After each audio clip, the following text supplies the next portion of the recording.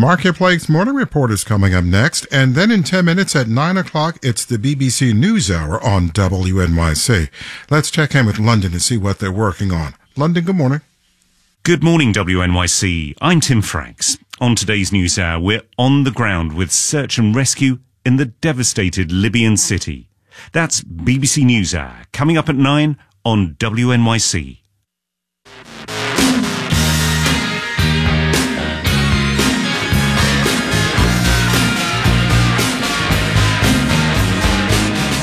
Great weather for the start of the Feast of San Gennaro today in Little Italy. 67 and mostly sunny now. Today's sunny and 75 for a high. It's going to be a beautiful day.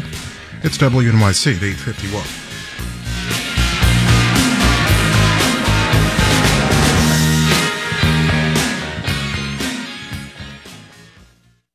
WNYC supporters include Sony Pictures presenting Dumb Money, the story about ordinary people beating Wall Street at its own game, in limited theaters this Friday and everywhere September 29th.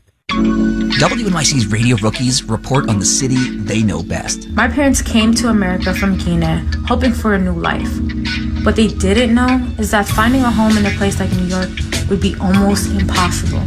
Join us for stories about gentrification, housing, and the meaning of home. Seeing my neighborhood start to change has made me realize that our homes are also part of our identities. Radio Rookies this week on Morning Edition and All Things Considered on WNYC.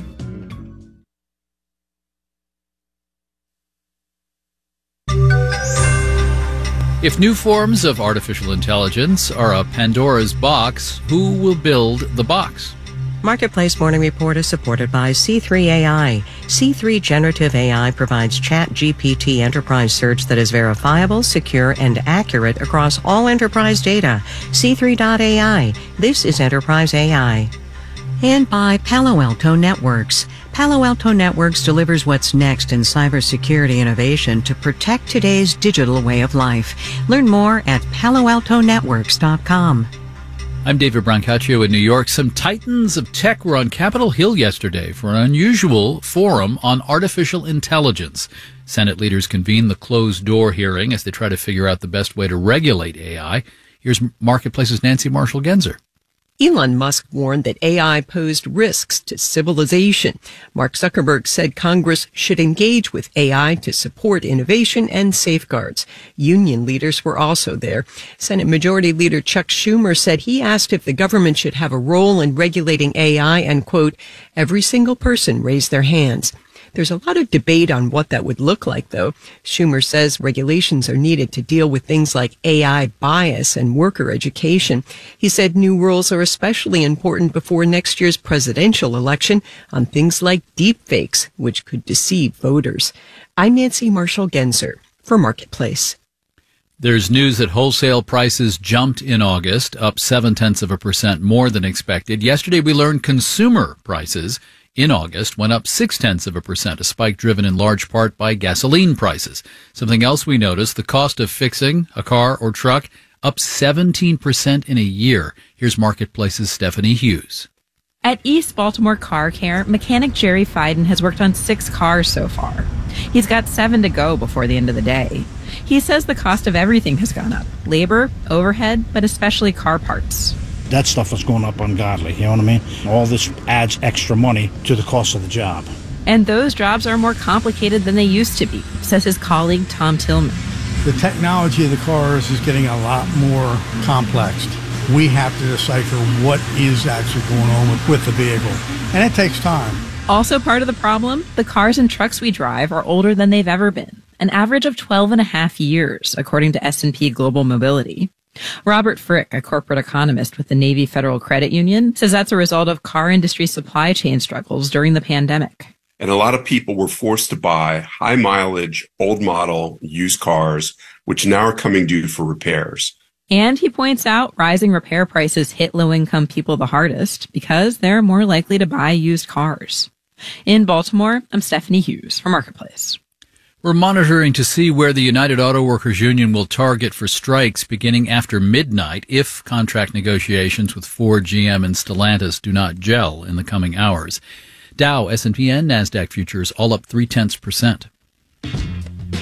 Marketplace Morning Report is supported by Amazon Business. From small business to big enterprise and everything in between, Amazon Business helps simplify the supplies buying process. Amazon Business, your partner for smart business buying.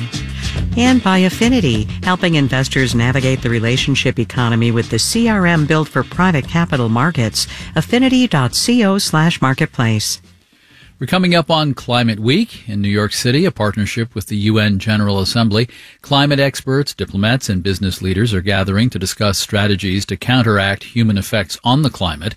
A recent survey from the audit and consulting firm PwC finds half of senior business leaders in public and private companies view climate change as a risk to their firms. Just 20% call it a serious risk. This implies many companies are doing nothing to prepare for climate disruptions. My colleague Nova Safo spoke with longtime correspondent and now executive editor of The Economist magazine, Charlotte Howard. So is climate change a blind spot at corporate C-suites? Well, you have to think about all the things that companies are grappling with at the moment. So they face these really big questions like, do they disentangle their supply chains from China? How do they deal with inflation? Will artificial intelligence change their business?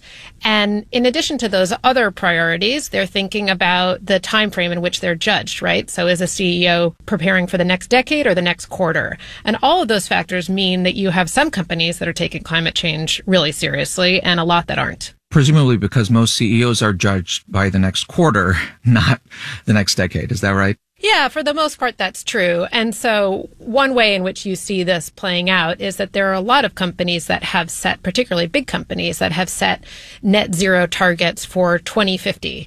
Now, that gets you a good press release in the short term. It also is convenient in that it will surely be a goal on which a successor is judged, not the CEO who set it. So there are some companies that really are taking steps, but for a lot of companies, it's more lip service. And what about those companies that are setting those near-term targets? How are they successfully dealing with potential disruptions from climate change? What does that look like? Well, it's interesting. There are different ways that a company can be affected by climate change.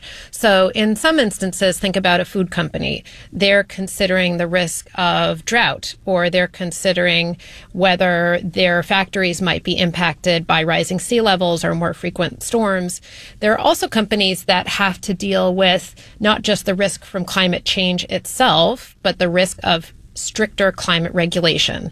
So you can imagine a company that may be thinking about a carbon tax at some point in the future and how it would affect its business, or shifting patterns of consumer behavior. If a car maker wasn't investing in EVs and there was huge consumer demand for electric vehicles, that car maker would be caught out. So there are a number of ways in which companies can deal with this. So very direct effects on production, on the way they acquire materials, or the way they even process materials potentially in the future. Yeah, exactly. And it's interesting the different time horizons in which companies are thinking, as I referenced before. For a food company that was dependent on grain from Ukraine, you have a very immediate impact, right, in terms of thinking about their supply chain. And then you might have a really severe drought in a given year that makes these risks from climate change feel extremely immediate.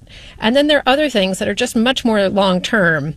And I think that's what you see reflected in that PricewaterhouseCoopers survey, that for many companies, this just feels like something that they'll have to deal with at some point, but not on a given CEO's watch. Charlotte Howard is executive editor at The Economist magazine and co-host of the Checks and Balance podcast. Thank you, Charlotte. Thanks for having me. And in New York, I'm David Brancaccio. It's the Marketplace Morning Report. From APM, American Public Media. Support for WNYC comes from Charles P. Rogers, New York bed makers for 7 generations at 17th Street, Manhattan and Route 17, New Jersey. Handcrafted mattresses and beds since 1855. More at charlesprogers.com. 67 and mostly sunny, high surf and a high risk for rip currents, dangerous to swim and even advised to stay out of the water today. Sunny and 75 today. This is WNYC in New York. This is WNYC, FM, HD, and AM, New York.